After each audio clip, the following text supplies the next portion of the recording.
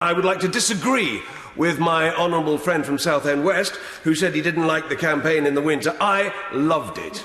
I knocked on many doors. I canvassed all 6 weeks. I got offered cups of tea everywhere I went. And I'd like to make the point now that I apologise to some of the residents of the Clacton constituency that I couldn't have a cup of tea with you all. A man can only take so much tea whilst walking the streets.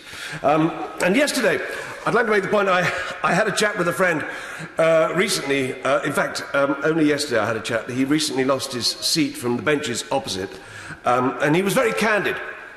And he said, although the result of the election was not what he would have preferred, he is happy now that as the government now has a serious majority, we can now finally get on with delivering an agenda without more fuss and delay.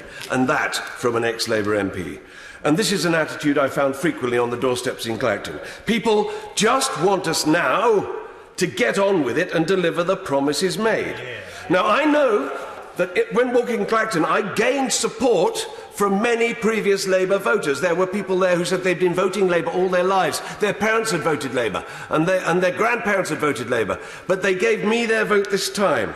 And I'm deeply humbled and honoured by that confidence placed in me. And, like the Prime Minister, I'm acutely aware of the responsibilities placed on me by that support. We now have to earn it. I'm delighted once again to be elected to represent the glorious Sunshine Coast of Clacton. And I have strong support from my constituents for my work and the work of this government. This Conservative government which today laid out a comprehensive and progressive policy programme. During the election, I stood on the doorsteps of Clacton with a very simple message. We must get Brexit done and then focus on other vitally important priorities, including even more police, better healthcare and infrastructure improvements, not to mention education. And the response I got back predominantly was the same. They said, yes, these are our priorities too. And I am so glad that somebody is finally listening. But we're not just listening, we are acting as we have already acted. In Clacton, for example, we now have over 30 new police officers operating locally.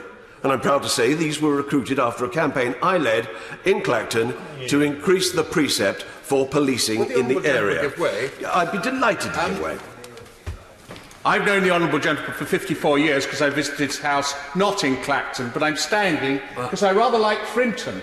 And Frinton has not been mentioned. I think you should mention Frinton. Well, as my constituents know, I am a resident of Frinton, which is, of course, part of the glorious Clacton constituency, and I'm delighted that my honourable friend reminded me where I live.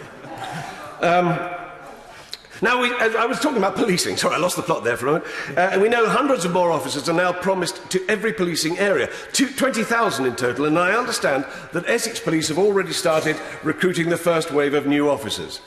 He's gone now.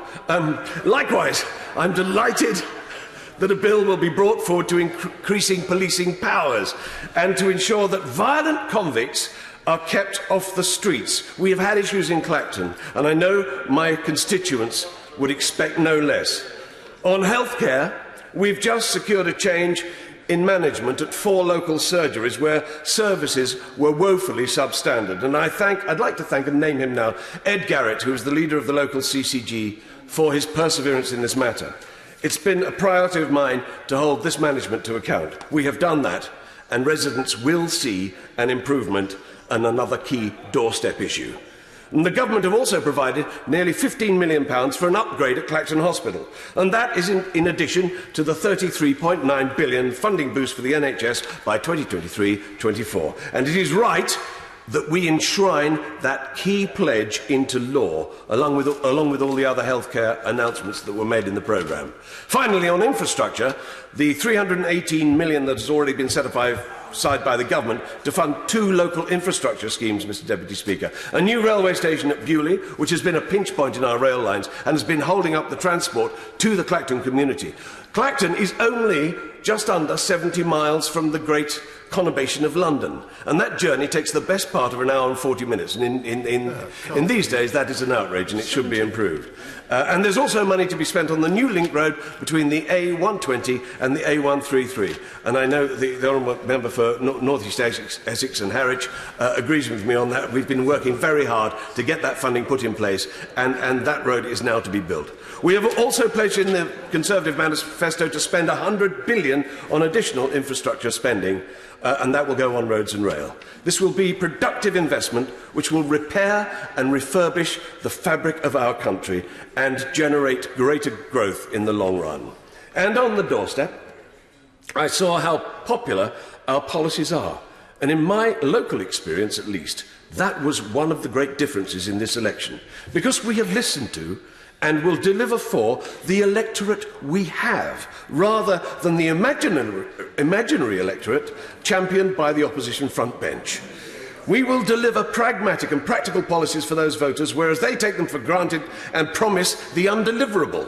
And of course we will get Brexit done. We cannot continue to deny the Brexit result. And as we know, the Prime Minister has delivered a good deal that delivers on the result of the referendum and allows us to move on. And I, for one, will be happy to reach a place where we never have to hear the word Brexit again. The people know that this is a credible government that will act on their demands. And in 5 years, our record will speak for itself post-Brexit. That record of delivery starts with this programme for the government, and of course there is more I want to do beyond this programme, including further improvements on animal welfare, a ban on dog and cat meat consumption in this country, making elder abuse a hate crime that carries a tougher sentence, and ensuring that school funding is spread evenly across the county of Essex. Caring for those that protect us by increasing defence spending, protecting and promoting our incredible theatre offer, which does so much to inform, educate and promote the UK internationally.